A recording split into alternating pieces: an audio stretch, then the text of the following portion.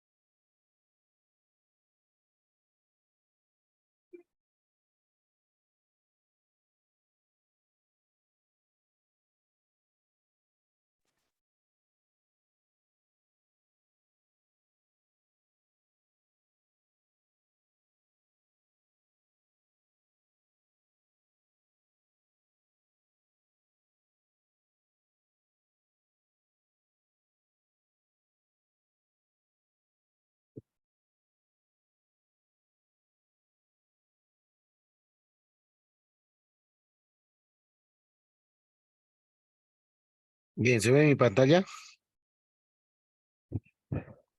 Sí, licenciado. Vamos a hablar de validez interna y externa.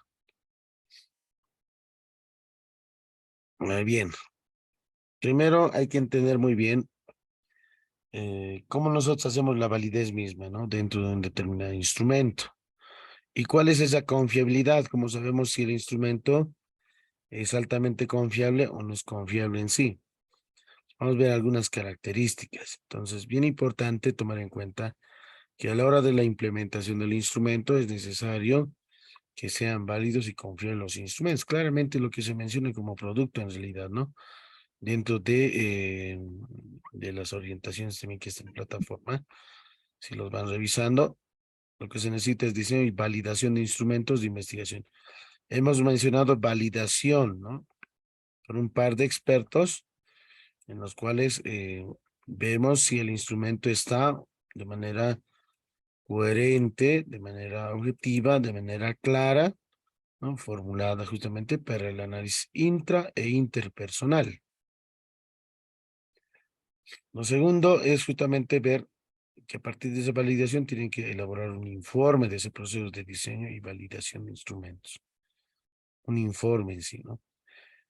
Bueno, ahora, ¿cómo nosotros hacemos una validación de instrumentos? Para esto es bien importante tomar en cuenta algunos mecanismos, como tener el uso de un determinado software. ¿En qué consiste una validez interna?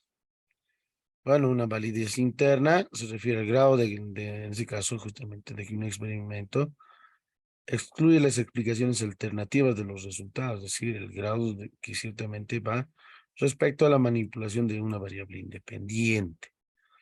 Estamos hablando aquí variables, en este caso netamente de investigación, es decir, desde un paradigma positivista. Para la otra situación será pues obviamente categorías, ¿no? No van a ser variables, no van a ser las categorías correspondientes. Entonces una validez entera es un mínimo básico, ¿no? En este caso que tiene que tomar en cuenta múltiples explicaciones alternativas. Algunas amenazas que se tienen, por ejemplo, son los rasgos y habilidades, es decir, sujetos con distinta inteligencia, personalidad, aprendizaje previo, conocimientos previos, habilidades motoras, entre otros, ¿no? Que pueden ejecutar un experimento de distinta forma. El error de medida. En un mismo sujeto puede responder, ¿no? De modo diferente en una ocasión u otra. Entonces, debido a las fluctuaciones en su estado biológico y psicológico. Tercero, la regresión estadística. Puede ocurrir cuando los sujetos son seleccionados sobre la base que poseen cantidades muy bajas o muy altas, alguna característica organísmica en este caso. Es una tendencia general de los sujetos a situarse en un nivel intermedio de ejecución. Motivación y expectativas, otros de los factores, ¿no? Donde los sujetos se ofrecen voluntarios a un estudio, pueden tener diferentes expectativas para participar en él, respecto a los individuos que son reactivos a participar. Maduración, si una sesión es larga, los sujetos pueden tener, ¿no?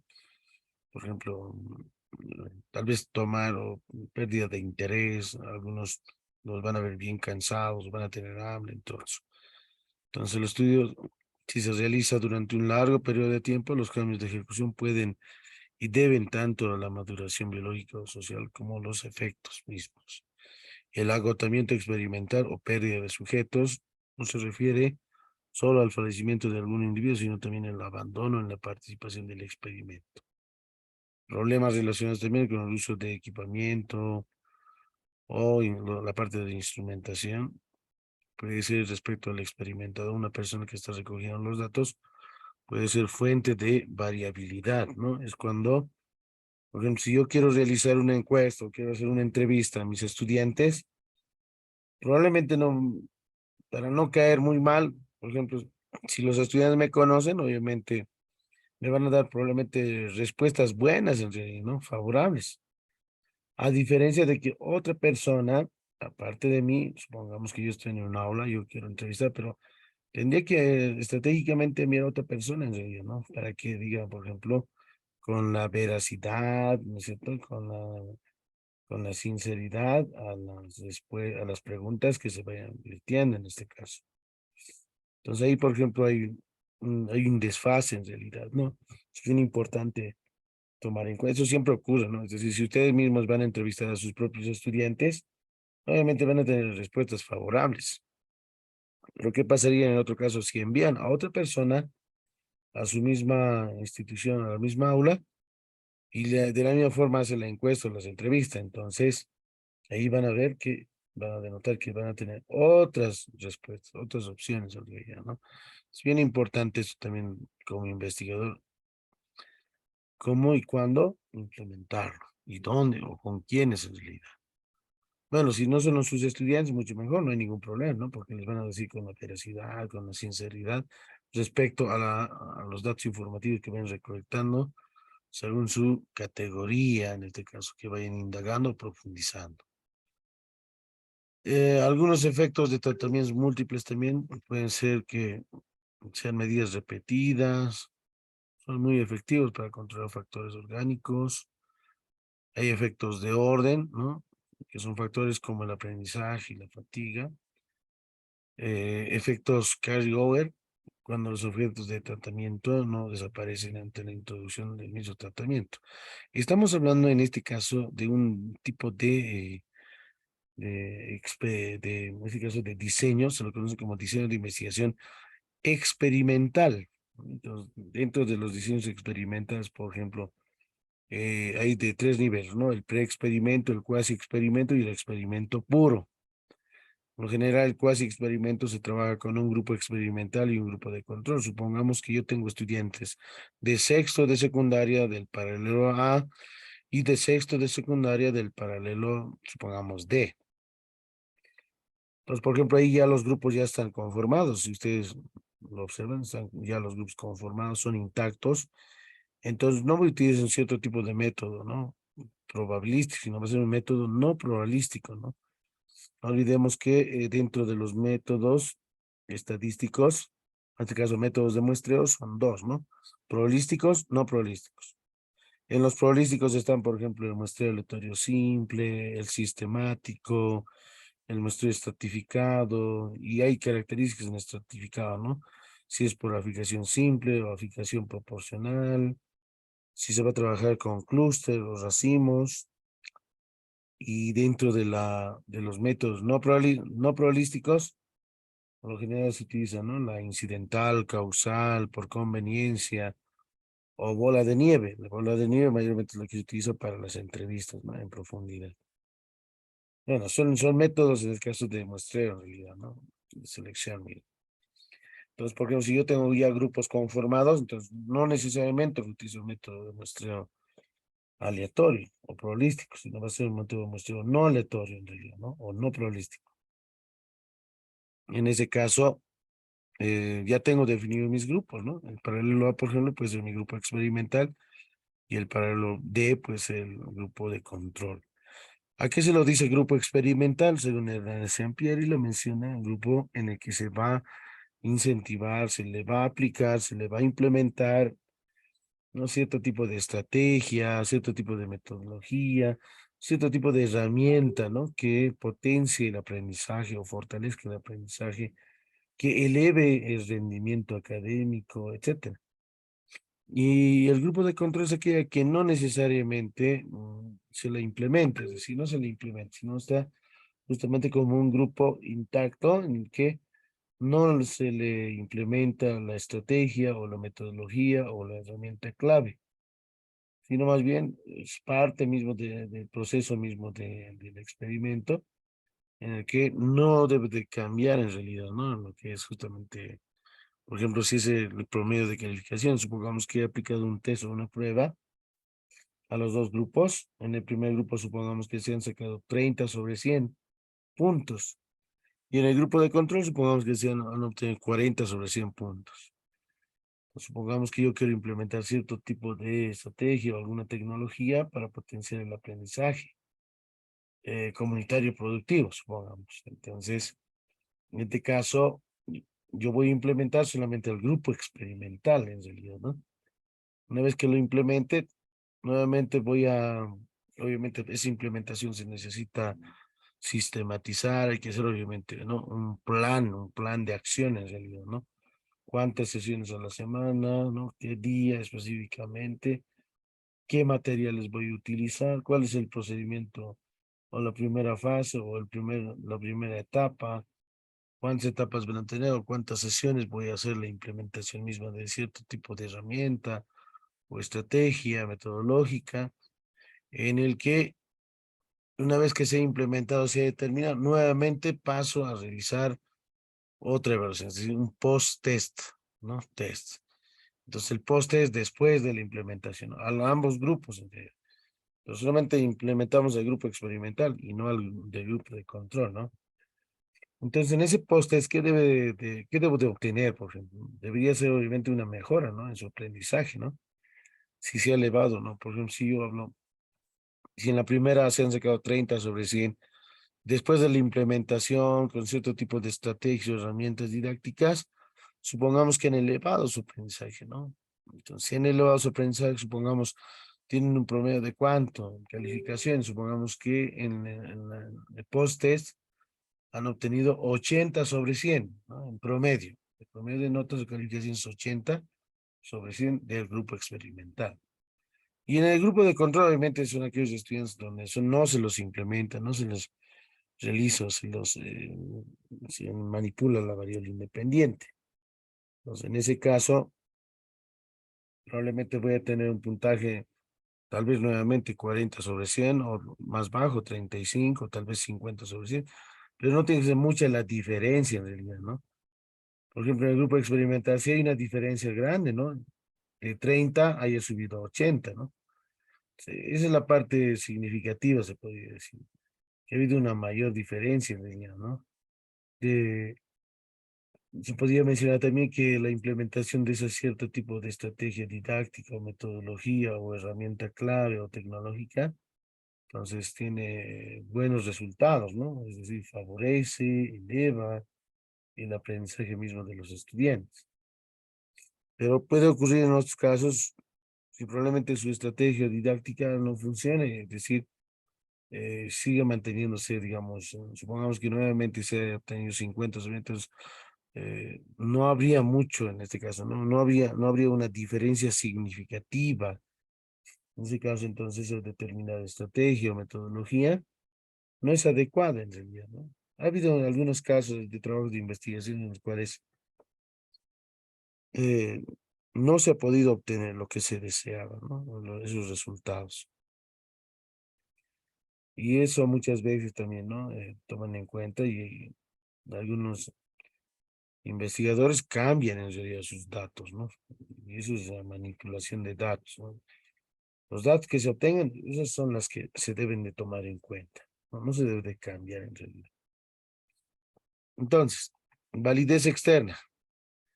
Se refiere también a la extensión a la forma de resultados de un experimento que puede ser generalizado de diferentes sujetos, poblaciones, lugares y entre otros. Entonces, el objetivo de un experimento es demostrar las relaciones funcionales entre variables independientes, dependientes, es decir, variables de investigación. La validez interna dirige la pregunta inicial referente a si un experimento determinado ha demostrado la relación inequívoca. Y la validez externa dirige una pregunta más amplia referente al grado con que se puede generalizar dichos resultados del experimento. Algunas amenazas dentro de la validez externa, como cuáles: factores organísmicos, situacionales, pretesting, ¿no? Se tienen efectos de tratamiento múltiple, efectos novedosos, efectos del experimento de Rosendahl, ¿no? Que toman en cuenta, ¿no? Hay que indicar que la validez interna y externa no pueden trabajar opuestamente, ¿no? Cuando la validez interna es máxima, son necesarios frecuentemente controles excesivos y bastante rígidos, ¿no? Por otro lado, muchos experimentos se han llevado a cabo en ambientes naturales, ¿no? En aulas, en instituciones abiertas, pero hacen más difícil establecer controles efectivos, ¿no? Para maximizar la validez interna. Generalmente es mejor asegurarse, ¿no? De que un experimento sea internamente válido. Validez de un instrumento. Entonces, ¿cómo validamos un instrumento? Hay validez de contenido, que se refiere al grado de que un instrumento refleje el dominio específico del contenido, está relacionado obviamente a la temática y lo que se quiere medir, ¿no? Se trata de determinar hasta dónde los ítems reactivos del instrumento son representativos de caso del universo del contenido y las características, los rasgos. También se lo denomina como validez racional o validez lógica, el análisis de un instrumento determinado. Algunos investigadores deben elaborar una serie de ítems acorde a las variables empleadas, ¿no? En sus respectivas dimensiones. Hay que considerar que la validez de contenido no puede expresarse cuantitativamente. Es más bien una cuestión de juicio, se estima de manera subjetiva o intersubjetiva, empleando solamente el denominativo juicio de expertos. Sin embargo, tomamos en cuenta, por ejemplo, los juicios de expertos se pueden obtener por métodos grupales, por métodos de experto único. Se pueden seguir otros métodos, como por el método de agregados individuales, el método Delphi, la técnica grupal nominal y el método de consenso grupal. ¿En qué consiste el método de agregados individuales? ¿No? Se pide individualmente a cada experto que dé una estimación directa de los ítems del instrumento. Este es un método económico porque, al igual que el método Delphi, no exige que se reúnan los expertos, ¿no? Puede parecer un método limitado porque los expertos no pueden intercambiar probablemente opiniones, puntos de vista y experiencias. Entonces, se procede de la siguiente forma, ¿no? Se selecciona al menos 3 expertos o jueces para juzgar de manera independiente la relevancia, la congruencia de los reactivos, ¿no? según el contenido teórico, la claridad de redacción y el sesgo o tendencialidad en este caso de la formulación de ítem, ¿no?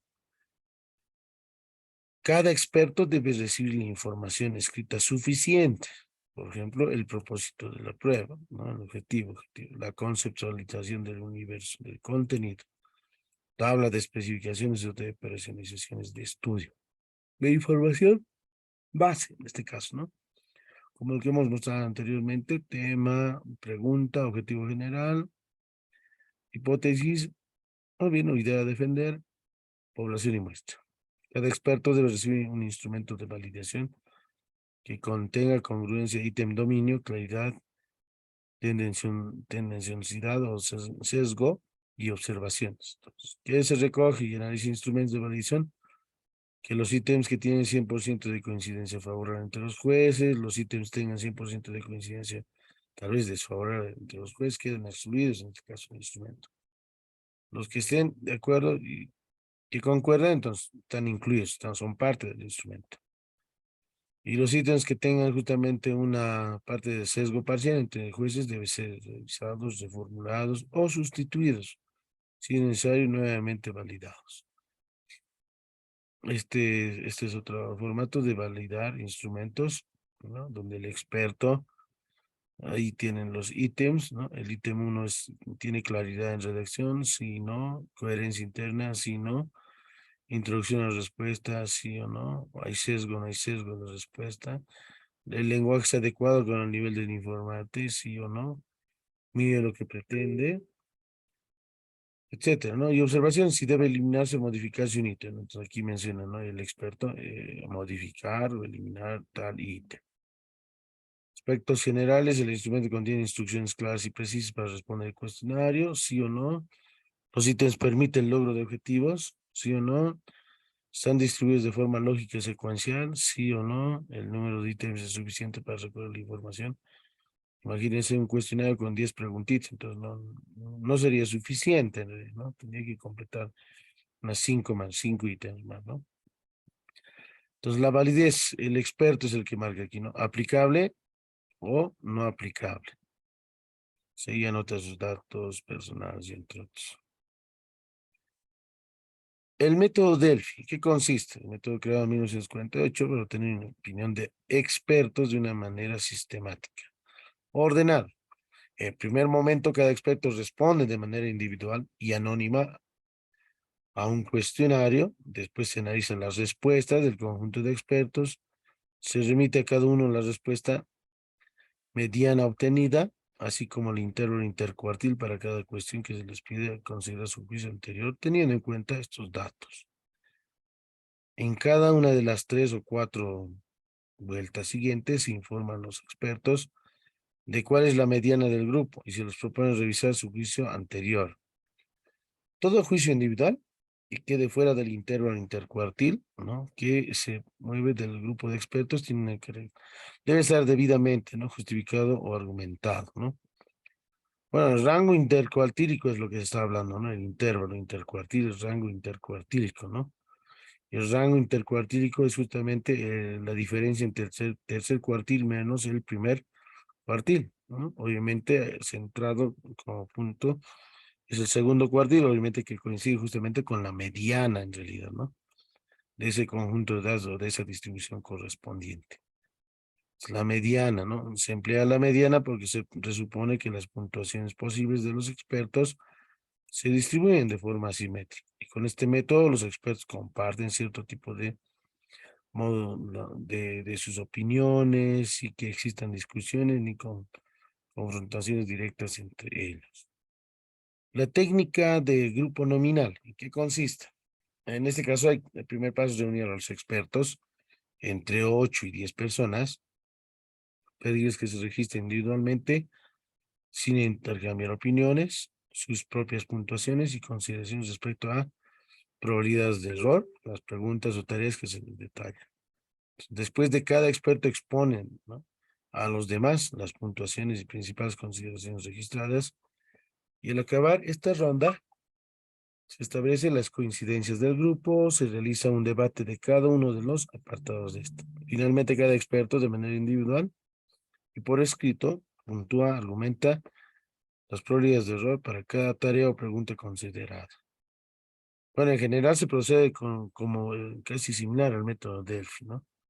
Que es esta técnica que permite algún debate entre los sujetos, ¿no? Y que aclaren y compartan información que cada uno esté considerando. Aunque hay intercambio, ¿no? De los juicios que se emiten de forma individual, de la estimación, entre otros. El método de consenso grupal se reúne a los expertos en un lugar determinado, se indica al grupo su tarea, consiste en lograr una estimación de pertinencia, otros aspectos relacionados con la elaboración de ítems, que sea satisfactoria para todos los expertos. Entonces se hace justamente esas instrucciones, se maximiza intercambios de información y opiniones dentro del grupo de expertos. Este método, como el anterior, precisa que el grupo de expertos sea pequeño, se fomente la libre expresión y se evite discusiones tensas, ¿no? Y los sistemas de votación. Validez de constructo. ¿Qué intenta responder a la pregunta? ¿Dónde el instrumento mide realmente el rasgo determinado? ¿Y con cuánta eficiencia se lo hace, no? Para esto se sugiere los siguientes pasos: identificar las construcciones, de explicar la ejecución del instrumento, formular probablemente algunos supuestos a partir de la teoría, recopilar los datos para comprobar cierto tipo de hipótesis. Bueno, las preguntas acerca de si el instrumento revela algo significativo respecto a las preguntas, se usa el término validez de constructo. Muchas pruebas, por ejemplo, psicológicas y en menor medida algunas pruebas educativas intentan medir rasgos generales o cualidades como razonamiento verbal, visualización especial, sociabilidad, introversión, interés mecánico, designación, constructos, rasgos, entre otros. La validez predictiva o de criterio externo o también validez empírica se asocia con una visión a futuro, determinar hasta dónde se puede anticipar el desempeño futuro. Y este tipo de validez predictiva se estudia comparando puntajes de un instrumento con una o más variables externas denominadas variables de criterio. Y además de esto se establece una correlación que se interpreta como un índice de validez. ¿Qué factores afectan a la validez? Desde la construcción misma del instrumento. Las instrucciones deben ser precisas, ¿no? Imprecisas probablemente. Estructura sintáctica, ¿no? Preguntas inadecuadas, probablemente preguntas que sugieren una determinada respuesta, es decir, sesgo. Tal vez haya ambigüedad en alguna formulación de un reactivo, cuestionarios demasiado muy cortos o demasiado muy largos, ¿no? Poco reactivos en sí. Tal vez existen ítems incongruentes, ordenamiento inadecuado de ítems, es decir, no hay una orden, secuencia lógica, o un patrón identificable de respuestas, sobre todo en las pruebas de selección. ¿Cómo se administra y se clasifica el instrumento? De las respuestas de los sujetos, la naturaleza del grupo de criterio, los elementos importantes. Por otro lado, la confiabilidad. Para eso se hace una prueba piloto entre un rango de 14 a 30 personas y se estimará justamente la confiabilidad del determinado instrumento. Cuestionario, estamos hablando aquí de instrumentos cuantitativos, ¿no? Cuestionario, guía de encuesta, examen, pruebas, tests. Y tenemos los métodos, método test y retest, una forma de estimar la confiabilidad. Es administrar 2 veces al mismo grupo y correlacionar las puntuaciones obtenidas. Si el coeficiente que se obtiene se llama el nombre de coeficiente de estabilidad, se lo denota de esta forma. Y ese coeficiente debe variar entre 0,80 y 0,95. Se usa la correlación por método de puntajes directos, ¿no? Esta es la forma.